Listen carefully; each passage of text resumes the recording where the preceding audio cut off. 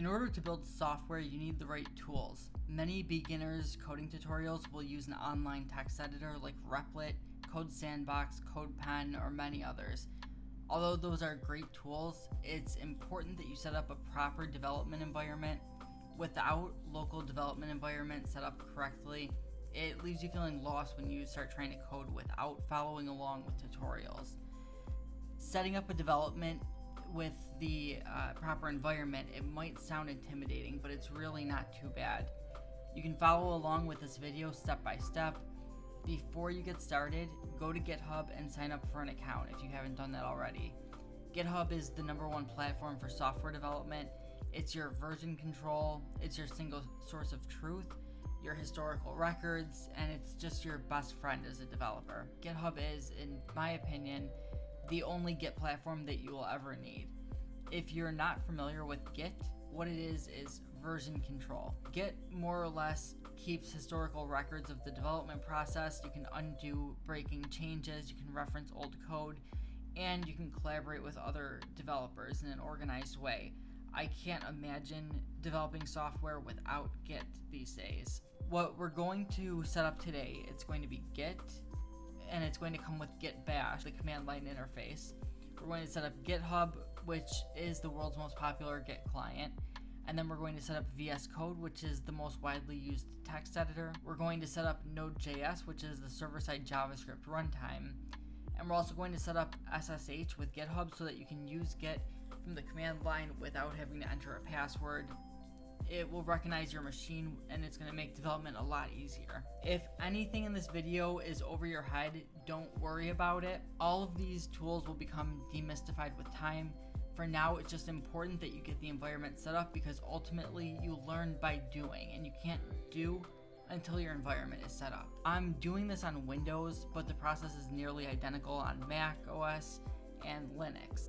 Since I already have these tools set up on my normal machine, I'm doing this on a virtual server with Windows Server to demonstrate it.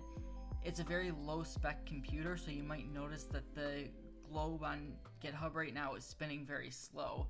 I imagine this should be smoother and faster on your machine. You need to set up a GitHub account if you haven't already. Go to github.com, and then you're going to go to sign up and follow the instructions. Once you've finished signing up, this is going to be the main page. You're going to go to settings, and then from settings, on the sidebar, you're going to see SSH and GPG keys. You're going to click this, and then up in the top right corner, you're going to see add a new key. Click there. We need to get everything set up for Git and SSH, so let's put a pin in this for a moment. Just do a simple Google search for download Git, downloads, and it's going to look like this. Choose the download for your operating system. In my case, I'm choosing Windows. It's going to start downloading. We also need VS Code. VS Code is Visual Studio Code, not to be confused with Visual Studio. This is Microsoft's open source text editor.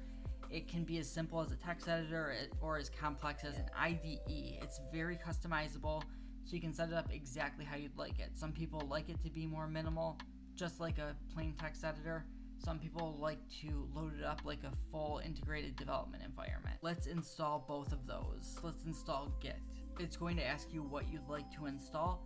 You can leave the default settings checked just like this. When it asks you about your default text editor, we're going to go ahead and select Visual Studio Code as Git's default editor.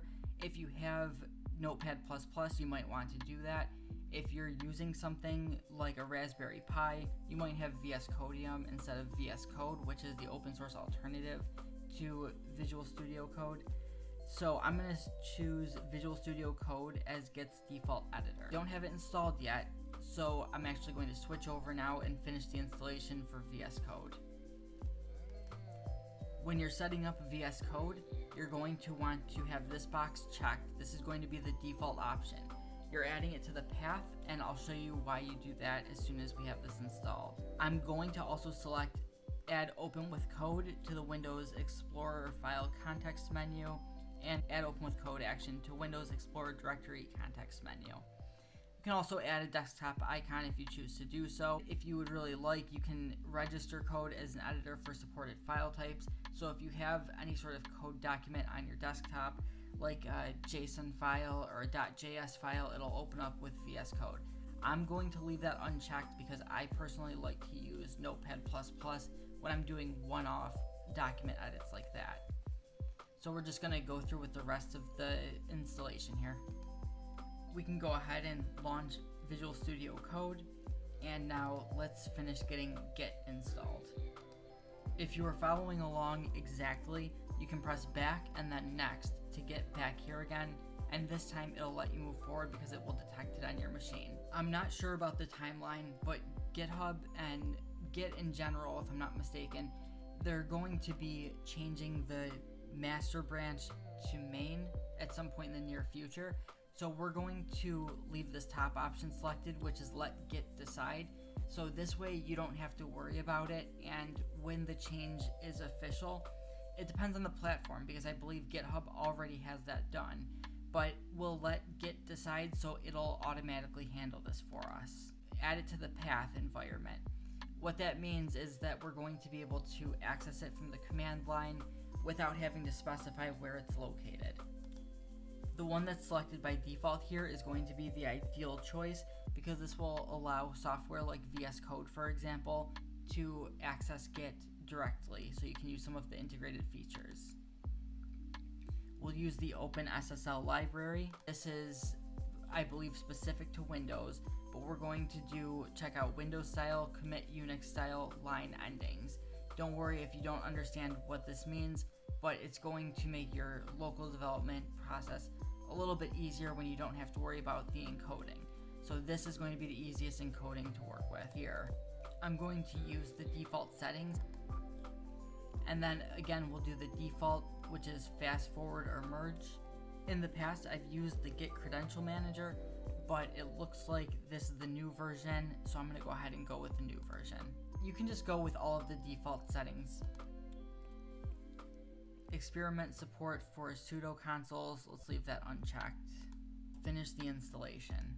Since this is a server, I have this old Windows 8 style search bar, but I'm going to search for git bash, and I'm going to select git bash. You have the command line right here. This is git bash.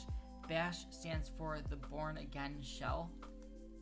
Now you should have your GitHub account set up at this point. You can follow along with me here, but I'm also going to include a link in the description. Copy and paste these if you need to, but I'm going to type these in manually. First is going to be git config -- global. So we're setting the global environment for Git on your computer. And then user.name. And then you're going to put your name here. If you press the up key, it will bring this up again. You can hold Control to use the left and right arrows to jump around to the beginning or the end of words. And instead of name this time, we're going to change this to email. And then you're going to enter the email that you set up GitHub with. The most important thing that we do have to set up here is going to be an SSH key. So what we're going to do to generate an SSH key is going to be to type in SSH-keygen and then /t RSA dash and then capital C, and then you're going to again use your email address that you signed up for GitHub with, and it's going to be inside of quotes. So now it's going to ask you where to save the key. Just press enter and it will save it to the default location. And then it's going to ask you for a passphrase. I'm going to put a password in. You don't have to, but I would absolutely recommend it. And then you're going to type it in again. I'm going to show you how you access the key now. I'm going to actually do it with the file system, which I think is going to be a lot easier. We'll get you a little bit familiar with the command line as well. You can do pwd for print working directory, and that will tell you where you're located right now. You can do cd for change directory, followed by what directory you want to change into. You can do ls for list, and that will show you all of the folders and files that you have access to. you can do cd and then period backslash to go back one folder. You can actually repeat that as many times as you need to. If you just do cd for change directory, it will bring you to your whatever your home folder is based on your operating system. You need to go to the SSH folder. So we're going to do tilde, I think that's what it's called at least, and then backslash, and then .ssh. .ssh is actually a folder. The dot in front of it on most operating systems will make it so that it's sort of like a hidden folder. But your SSH keys are private. You don't want to show that to anyone. So let's change directory into that SSH folder. And now we're going to list the files that are in there. So you see that we have an RSA ID and then we have a public key for an RSA key. RSA is a type of SSH, and that's what we chose as the encoding. We need to actually navigate to this folder from our file explorer. So that's what I'm going to do now. What you can do is pwd for print working directory, and then we have the folder right there. So let's go ahead and we can highlight this. Now with the command line, it's a little bit more complicated than what you're normally used to. So I'm going to do Shift Control C, and I believe that should copy it. So I'm going to open up File Explorer, and I'm going to go up here and just paste Control V. There we go. It did not actually work the way I was hoping it would. So let's try that again. We see that the path is C, and then users, and then administrator and SSH. So let's go to C, users, administrator, and then this is SSH. It's going to start with a period or a dot at the beginning. If you don't see it, you can go to your properties and then change the setting to show hidden folders. But if I recall correctly, I think it will show. You go into there, and now this is going to be your SSH key. Don't show this to anybody, just as I'm not going to be showing it to you lovely people. Even though this is sort of a disposable key for me, I'm not going to keep it because I don't use this virtual environment, but it's still just not a good idea to share your key with anybody. You need to open the key. Specifically, it's a public key that you need access to. My virtual machine here thinks that it's a Microsoft Office publisher document, but it's not. It's a public key. So what I'm going to do is I'm going to right click. I'm going to do edit with Notepad++. Now that you have VS Code installed, if you don't have Notepad++, you can also do open with code, and it will open with VS Code. But I would recommend opening it with Notepad or Notepad++. Although this is just temporary and I'll be deleting it, I still don't feel comfortable showing it on a video, so just know that it's going to look like this. It's going to start with SSH RSA. So you're going to copy that with Control C and we'll paste it into GitHub. You can see right here it's telling you that it begins with SSH RSA or any of those other encodings, so we'll give it a name. In my case, because this is my virtual environment that I just spun up, I'm going to call this Windows Virtual Server so that I recognize it from the list. But you can name it whatever you want. If you're using a particular laptop or a desktop, just give it a name that represents the computer that you're using, and then you're going to go ahead and paste the key in there and click Add SSH Key. It will ask you to verify your password one more time. Just make sure you type in your GitHub password on GitHub, and then it will save the key. Next, we need to install Node.js. So the website is just Node.js.org, and then there's a download link that you can click, or you can type in what you see up in the address bar here, which is nodejs.org/en/download. So again, in my case, I'm on Windows, so I'm going to use the Windows installer. I'm going to download the LTS version. This is the long-term support version. We're going to go ahead and install that. Again, I believe we're going to use all of the default settings, so I'll double check this for you. We'll accept the terms in the license agreement. And yes, we want to add it to the path. And of course, it's the Node.js runtime that we're installing. And the npm package manager, we absolutely want that. So we'll click next. And Now, if you're on Windows, you're going to get a different option here. This is going to ask you if you want to install Chocolatey. I personally like Chocolatey. There's a lot of people that haven't used it or just don't care about it, but Chocolatey lets you install programs on Windows very similar to how you can do it with Linux or macOS. I'm not going to install it on this machine, but it might be something that you might be interested in playing around with. Completely up to you if you want to check it out and install Node.js.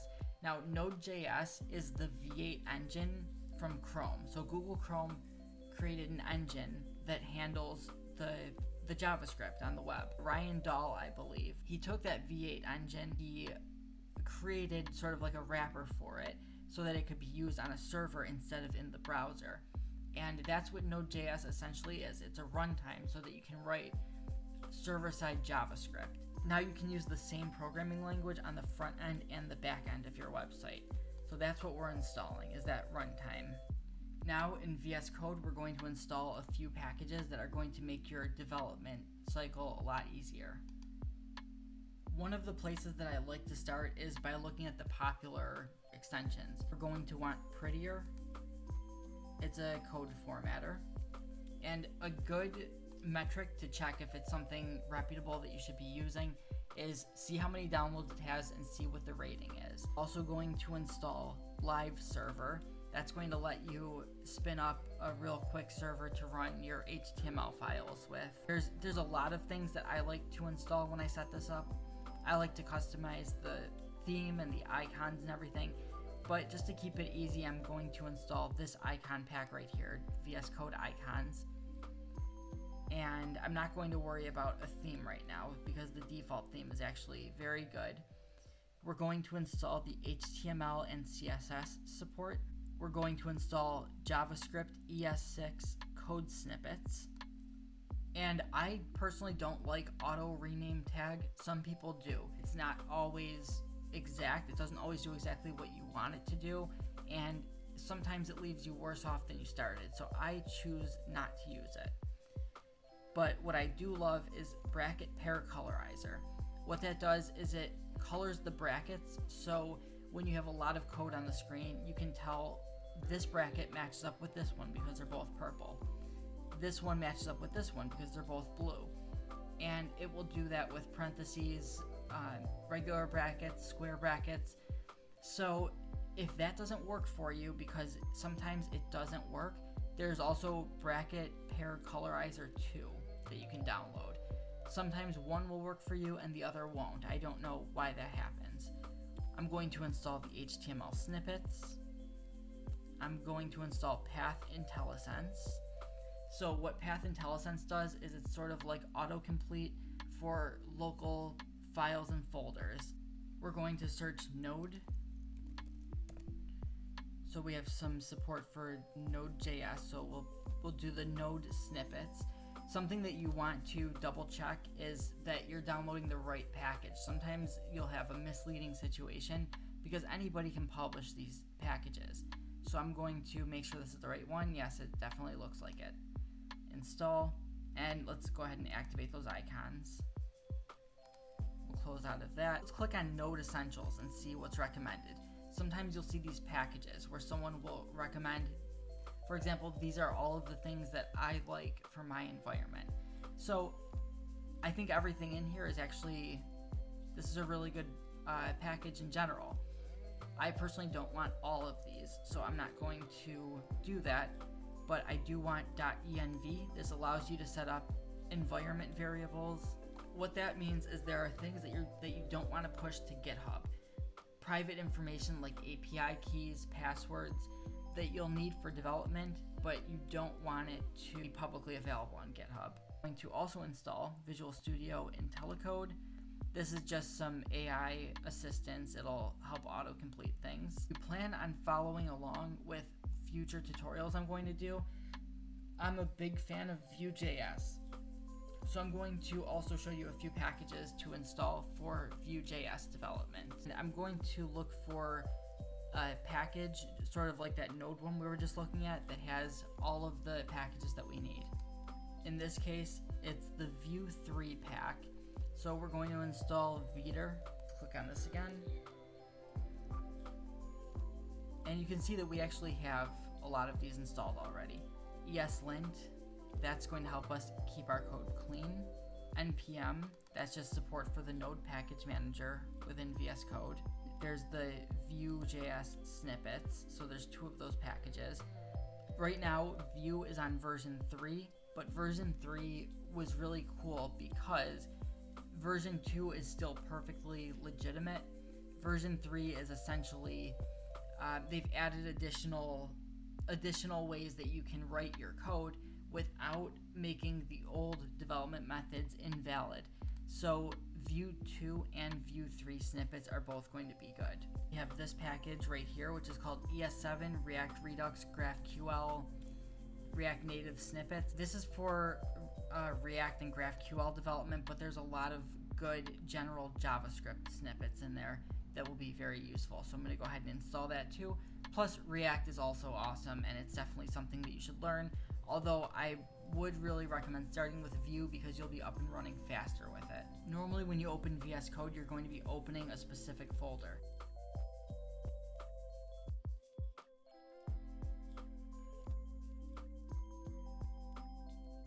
Insomnia. It's a REST client, so we'll install that.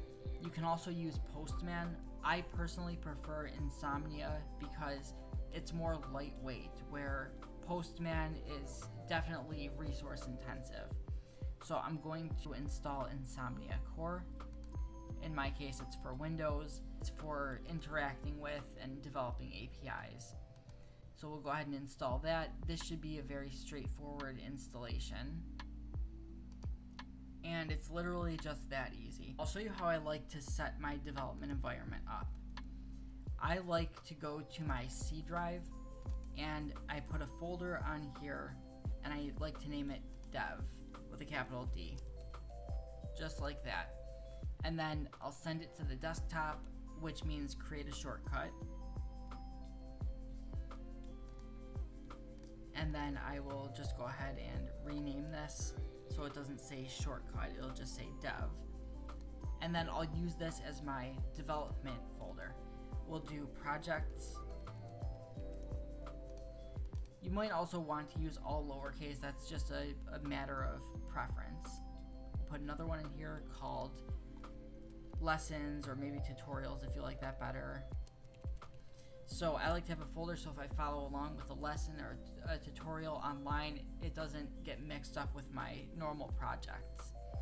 So I'm going to go, in this case I'll go into lessons, and we're going to walk through the process as if we were about to create a project. This is what you would do.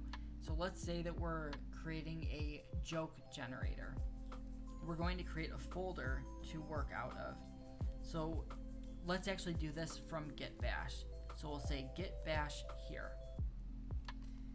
Now it's going to show you the folder that you're in. We're in c/dev/lessons. You can also do pwd and it'll show you just like that.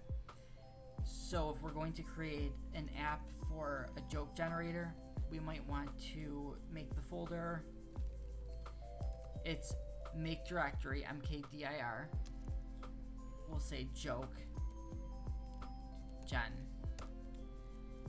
You can do cd for change directory, and then you can start typing it in. The cool thing with git bash or any command line is that you can press tab and it will autocomplete for you. We've changed directories. We're in the joke gen folder.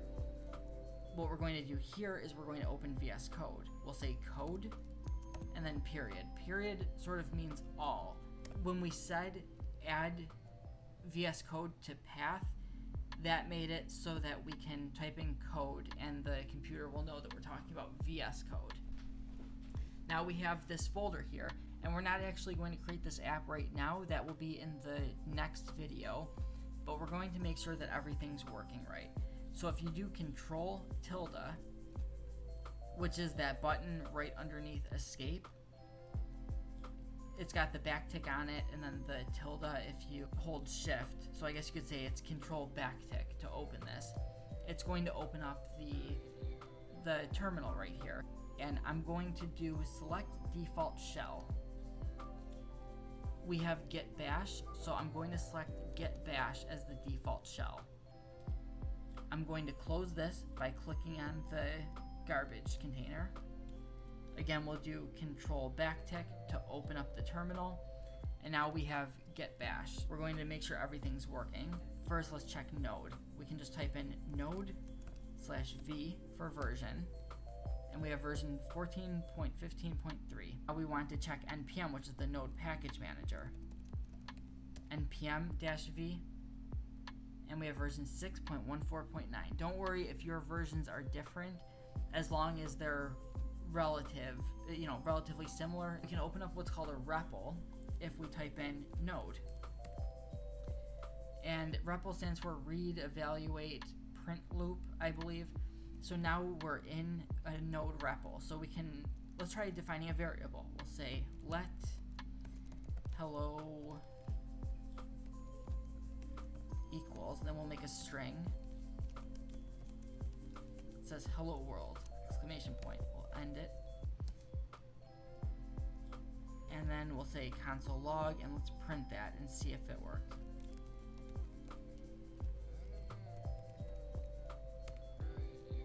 There we go, hello world. So if you want to exit out of the REPL, you press Control C and then Control C again to quit. So it looks like that's all working right now. The last thing that we need to check is going to be GitHub. To see if it recognizes our SSH key, we'll do this. We'll type in SSH-key and then git at github.com.